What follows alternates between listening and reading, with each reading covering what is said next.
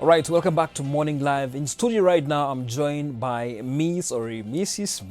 Evelyn Karija, and of course, Sylvia Mugi. And of course, they'll be telling us more about the African Health Agenda International Conference. That's a youth conference happening in Kigali very soon. And trust me, youth with matters health, it's been a chaotic situation. Really don't know where we are. So they're here to tell us more about this. And as it is, let me tell you, it's not always about a medic forum. Youth actually can take part in this, and karibuni sana. Am I right, Miss? Yes. Miss and Mrs. Mrs. Okay, you still have to be very specific in this. Now, I'll start with you. When you talk about youths just convening actually just to talk about health, it's kind of very not common situation, because now we're used to the elderly and of course the medics, the professionals coming together to talk about health. Now this one is happening in Kigali. What will actually be the youths be taken through the process? And is it 4 days actually? Yes, so I'll take you through that. Okay. So ideally, I'll take you a little bit back in terms of what inspired us to start this conference, and then probably tell you more about the objectives of this conference. Okay. As you're aware, right now, very many countries are trying to pioneer universal health coverage. As you're aware, even Kenya in itself, UHC is one of the big four agenda issues. So that being a priority, there's need for attention to the people that health is being covered. For example, when you look at young people, we have been left out of that conversation. Yes. Left out because, one, we want to feel like we want to participate in terms of being stakeholders and contributing positively into those conversations. While at the same time, we also a demographic that is representative of very, very big issues related to health. Statistics in Kenya, for example, or even you look around the world, global statistics point to the fact that youth are the most affected when it comes to health issues, and health issues related to their sexual and reproductive health and rights. So now, when you look at Kenya, when you look at Africa now, we want to start an agenda where we bring in global youth leaders and advocates and different people from all spaces to start having conversations on how they can engage meaningfully, not just engaging. On Meaningfully. Keyword. Yeah, yes, exactly. On universal health coverage. Why we want to do this is because we are seeing that states are starting to take universal health coverage seriously. And we want to commend most states who have already started pioneering this. We talk about 28 of them have already started championing for this. Most of them have implemented. So the Universal Health Coverage Africa Health Agenda International Conference, the youth pre-conference in itself, is now going to take place 2 days before the Africa Health Agenda International Conference. That's supposed to take place from the Africa Health Agenda International Conference supposed to take place from the 5th and to the 8th. To the 7th, sorry. And the youth pre-conference actually happens before that, and that is where we bring youth together for 2 days, from the 2nd to the 3rd of March, 2019, to start having these conversations. I think my colleague here will give you more in terms of the kind of objectives that we're looking at and how we're bringing youth into this space. Now, when you talk about a youth conference, just generically someone can think it's all about now the medics coming in a forum, talk about now the youth and medical issues. Now, give us just a brief rundown of the content to which the youth will actually be presented to in Kigali. Thank you, Nick. I think I'll just take it up from where Sylvia left off. And the fact that this conversation is really powerful and meaningful when it comes to youth engagement in universal health coverage. What's inspired the Africa Health Agenda International Conference, specifically the youth convening, is the very first conference that we had in 2017, where we had about 250 young global leaders, professionals and stakeholders within the health sector who came together, and young people came up with a communique, a very interesting one, where we said nothing about us without us, which means that as young people want to be involved in policy making, in decision making, want to be right at the center of the entire conversation. around universal health coverage. So young people discussed various issues. We looked at various commitments in Africa, including the Eastern and Southern Africa commitment on sexual and reproductive health and rights. Young people were taught about advocacy, and one of the rallying calls was that youth need to keep government leaders accountable when it comes to UHC. Now this second Pan-Africa convening will actually be taking this communique into action. So we want young people to start now coming up with collective action and actually specific action plans that can be, of course, implemented in their countries when it comes to UHC. Okay. So the upcoming conference will have quite a number of activities. We are going to have town hall sessions where youth will be having very candid discussions with policymakers with regards to commitments that have been made on UHC. We're going to have skills building workshops where youth will be taken through various skills in advocacy, in accountability. So it's all about equipping young people with skills, empowering them to be able to take part in the UHC conversation very meaningfully, and of course ensuring that government leaders listen to what the young people want. All right, interesting. Now, you see, when you talk about the youth participation criteria, I understand they'll be coming from different parts of Africa, is it? We're looking at different parts of the world, Of the actually. world. Interesting. now, the participation criteria, you know, a youth watching right now, one is wondering, now, how can I get into that conference? Is it a matter of like, have you already decided, or are you guys actually now, you need people to come, and what's the procedure? Actually, we're very, very fortunate to have been called here to speak about it. All right. So one thing we're going to say is that we're trying to use different platforms to try and get youth to register. It can be anyone, anyone who's interested in being a part of this conversation. Let me point to the one thing about this conference that is very unique, is that this particular conference, it's the only convening that has been selected by the UHC 2030 task force to basically consult. They want to hear. They want to hear the views, they want to hear the opinions, they want to hear the experiences of young people. So at the end of the day, these young people, their views can be collected and presented, hopefully, to the UN General Assembly. And these are all heads of states who are going to be there, so that they may be able to adopt this these particular recommendations and pay attention to them.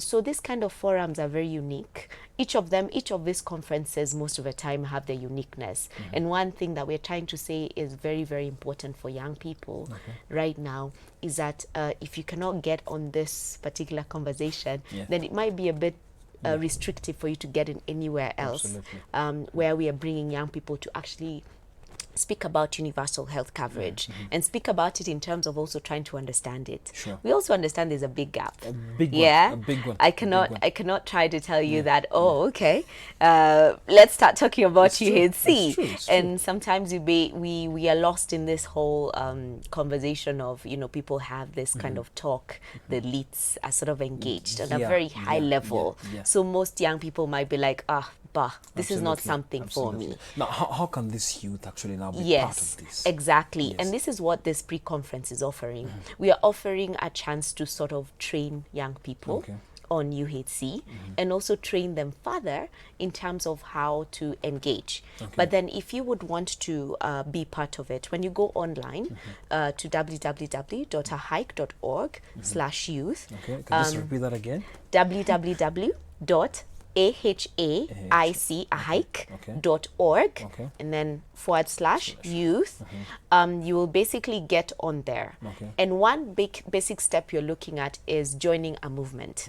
We are trying to build a movement on universal health coverage for youth. It's going to be the first movement that is going to be truly Pan-African and truly representative. So with this, we're already getting quite a few people who have registered for this. And then for those who want to take part, there's two ways. One is there's a fee where you're expected to pay Okay. $250 to attend. Okay. And then we also did realize that with young people, most of them, they might not be able to afford their flights. Sure. So as much as you want to be part of a conversation or be part of the Are platform, you offering the flights? we wish we could, but we're offering an alternative, which is pretty good, and something Okay. that we're very excited about, which is a road festival. Wow. So you can imagine young people are very excited about getting on the road. Road trip going to this Road trip, conference. why not? That's quite something. Yeah. For youth, I'm very sure you get numbers. Yeah. Exactly. So we're trying to get young people to get on this. We actually flag off in Nairobi Okay. on the 27th, and then move on to different cities. So we're going to Kisumu. Kisumu is one of the counties where UHC is being piloted, and then we're moving on to Kampala, and then to Kabale, and then on to Kigali. I think it's a great experience for them. What a trip. Despite, yeah, exactly. And we want Yeah. to make this a little bit more, because most of them who are participating are those who are very, very involved in terms of UHC, who want to really know. So we're also collecting opinions. So Okay. we need to collect opinions as much as possible from different young people in these different constituencies. Okay. So we are able to present them to the UHC task force that will be Perfect, present. perfect, So it's something that even the UHC task force is very, very excited about. Interesting, And they're looking forward to doing that. So one thing we're basically trying to say,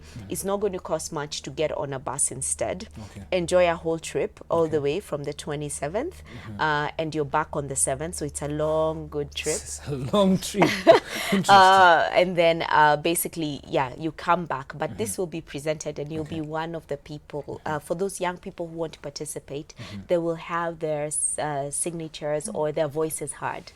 And that's what we really want. As many people, as many constituencies, because numbers do talk. Absolutely. And Numbers do the talk. more numbers that people say, let's prioritize sexual and reproductive health and rights as one of the key tenets of UHC for youth, Okay. then people will pay attention if you're like more than Absolutely. 10,000 youth who have ascribed to this or recommend this. Now, let's talk about content, because now there's a road trip, there's so much happening, the side shows, flag off, all those things. But now the destination, the D-Day, now the conference is here, we're all seated.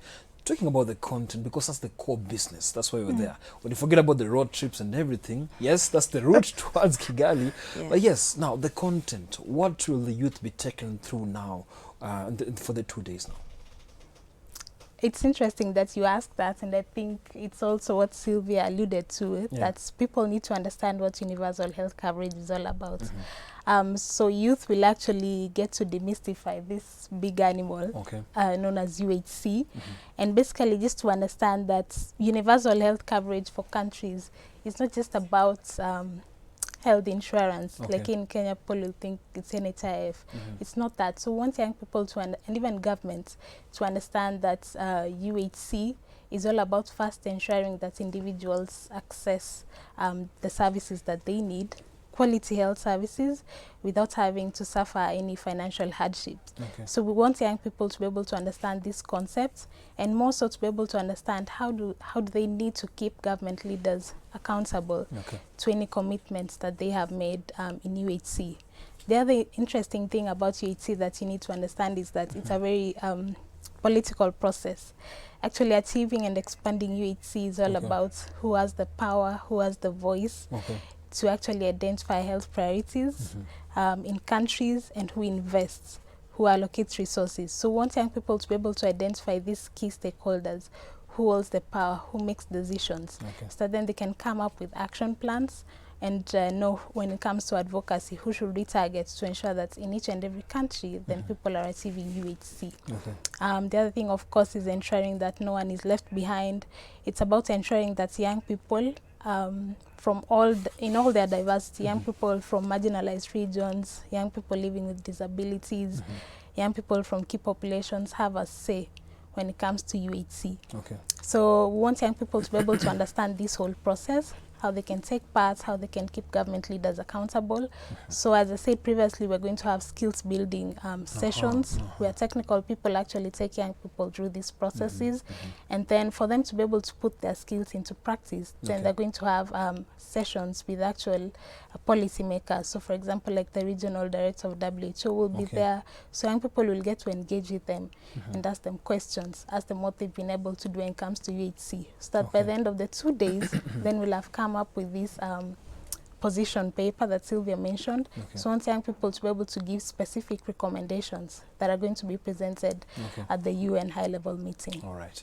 I like to use the word destiny shapers, and of course, where youth are gathered, it's kind of a very, very, not chaotic, but of course, as much as they have the quest to learn, we need to have speakers who actually now have to instill this knowledge into them, the ideas. Maybe you can take us through who will be the speakers during the event.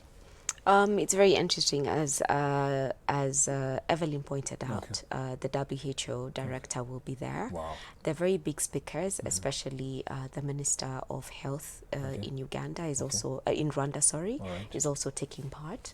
We're also having the UHC steering committee co-chair, and that is Dr. Githinji Gitahi, and that is actually the AMREF CEO. So it's very important, and he's very passionate about youth issues. So it's something that he's very keen on. We're also looking at Botswana as well, looking at young ministers.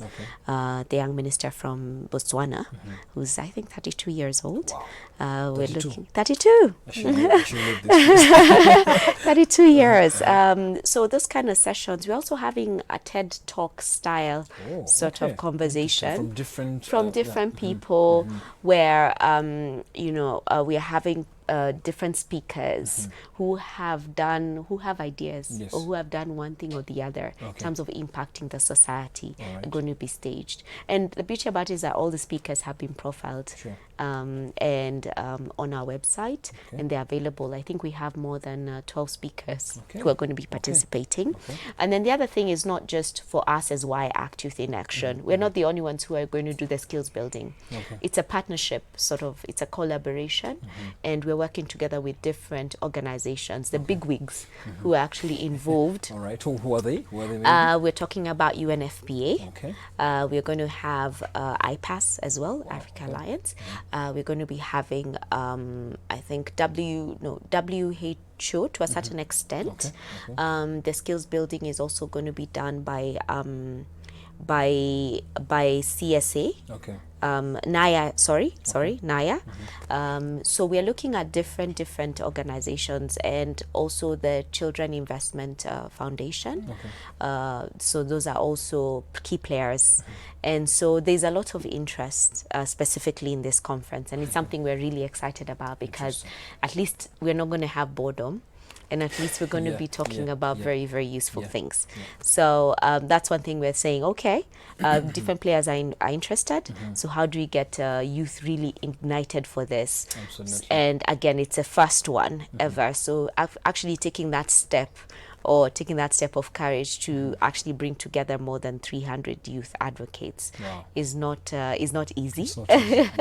I but must as long say, as you're giving them a road trip and everything, I'm very sure it's be a success not story. easy. Yes. So we're looking at different stakeholders who are taking part. All right.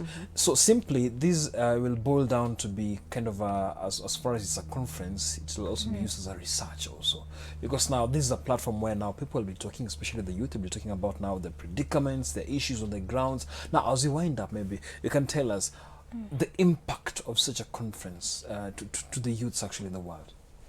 Wow. Talking about the impact, I don't think we can describe that here, because as we mentioned earlier, we'll be launching the first ever Pan-Africa movement of young people on UHC.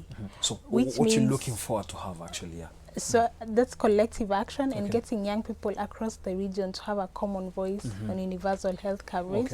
So people say when it comes to UHC, we want ABCD of our needs, whether it's in sexual and reproductive health and rights, mental health, ensuring that they have access to HIV testing and counseling. So just having a common voice for young people across Africa that's going to be presented out there globally, I think for me is the biggest thing, because we haven't had any such movements of young people when it comes to UHC. Yes. Thank you very much, Evelyn, and of course, and Sylvie, for coming to studio. And I believe you guys will have fun. And of course, thank you for kind of providing the road trip. I'm very sure from Nairobi to Kigali, it's quite something. Thank you so much. All the best.